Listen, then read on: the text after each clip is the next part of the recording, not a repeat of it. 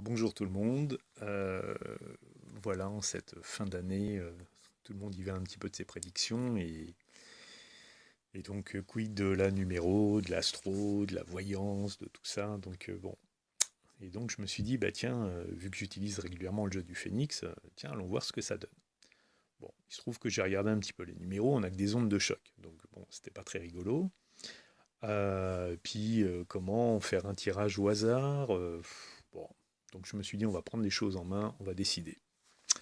Donc, 2016, ça commence par un 2, et 2, c'est la tempête.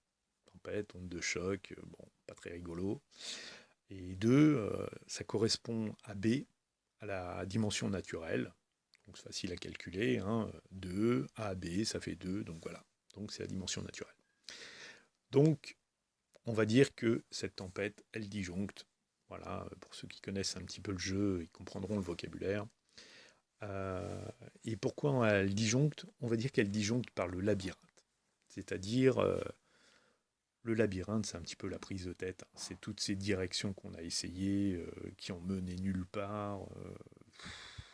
Donc voilà. Donc pour éviter de se retrouver, encore une fois, dans ce labyrinthe en 2016, ce qu'on va faire, c'est qu'on va aller dans la tempête folle.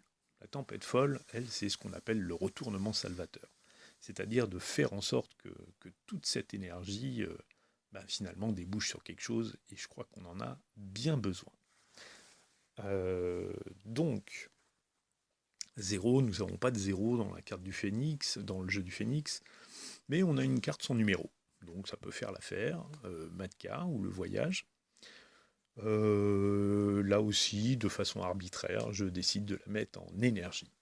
En énergie, pourquoi? Parce que d'être capable de tirer un petit peu les leçons de tout ça, de ce 2015, d'être capable ouais, de s'affranchir, de faire péter toutes ces chaînes qui nous ont que trop enfermés dans ce 2015, ça serait quand même plutôt une bonne idée, quoi. Donc voilà.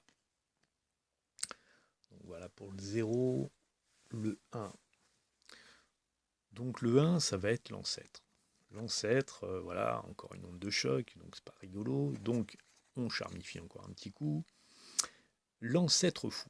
Alors l'ancêtre fou, lui, on va le mettre en aventure et on va le faire disjoncter avec la montagne. Donc la montagne, c'est tous les problèmes qu'on met entre nous et les autres, c'est les problèmes de communication, ça va être tout ça, quoi. Donc pour éviter effectivement de se retrouver encore une fois dans ces problèmes que nous connaissons que trop bien, nous allons être dans l'ancêtre fou. Et l'ancêtre fou, lui, il a à cœur de transmettre avec bienveillance. Voilà.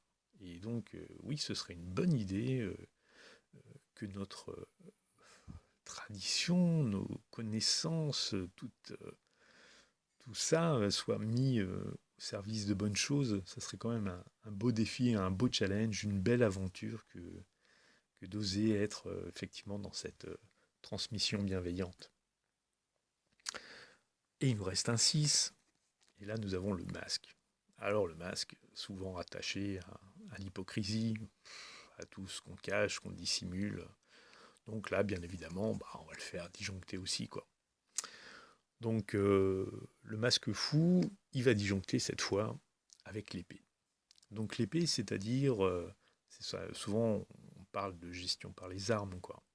Donc, c'est de sortir de tous ces conflits armés, hein, c'est un petit peu d'actualité, et ouais, d'oser aller justement là aussi de créer un peu plus de légèreté dans le monde. C'est que ce masque fou, voilà, c'est pas qu'il, en tout cas, il sait prendre les choses avec légèreté. Oui, je crois que c'est vraiment le mot. Il sait rigoler de la condition humaine. Il s'est fait une raison, quoi. C'est pas qu'il est dupe ou qu'il soit naïf, mais voilà, il sait que l'être humain apprend vite, mais faut lui répéter beaucoup. Donc voilà, donc c'est un petit peu, ça serait bien de créer un peu de ça dans ce monde, de, ouais, de se lâcher un petit peu la grappe et d'y aller gentiment et d'être complaisant un petit peu les uns avec les autres et de savoir que nous sommes en chemin, quoi. Et tout ça va nous créer quoi? Donc effectivement, aujourd'hui, ben, tous savent que bon, il faut additionner pour avoir un chiffre final. Et donc ce chiffre final fait 9. Et 9, c'est la rose, et c'est encore une onde de choc. Donc c'est pas drôle, donc là aussi, un petit coup de charnification. Donc du moins 9. Moins 9, il se trouve que dans le jeu du phénix, ça incarne l'amour. Donc effectivement, si ce 2016 pouvait être sous le signe de l'amour, ça serait quand même plutôt bien vu. Alors qu'est-ce qui pourrait faire disjoncter notre chère Rose? Euh, Eh bien, ça pourrait être l'idole.